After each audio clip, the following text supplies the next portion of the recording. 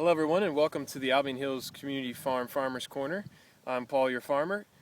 This week I'd like to talk a little bit about our soil here and what all this rain has done to it and how it affects our planting and germination. So earlier in the year, I think about the first week of the newsletters, I talked about how we struggled a little bit with some of the germination, mainly because of those heavy rains we had, that big downpour kind of the start to season. And recently, this last week, we've had a couple more inches, and then today we here in the conservation area, we got hit with another probably half-inch or more of rain in a real short time period. So what that does is it compresses the soil.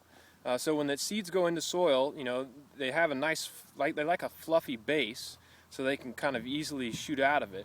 But when you get that hard rain, it compacts the soil, and then later on you get some dryness, and then it basically cakes the soil. So I want to show you that right now, what that compaction kind of looks like versus what we really want. So down here, as you can see here, I'm in a field. We were actually planning to plant buckwheat here this weekend, this past week, but with these rains, it's been a little tough.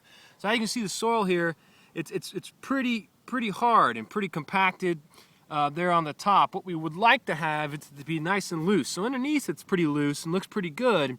But what happens is as that seed goes in and it tries to come up and shoot out through the soil, it really struggles to do that, especially when that dry weather comes and it really becomes a hardened cake on top.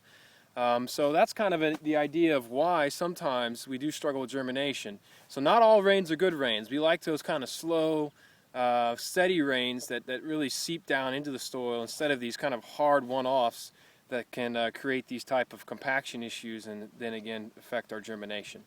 Anyways, that's it for today's Farmer's Corner. Hope you guys learned a little bit today about rains and how they can affect the farm, and we'll see you next week.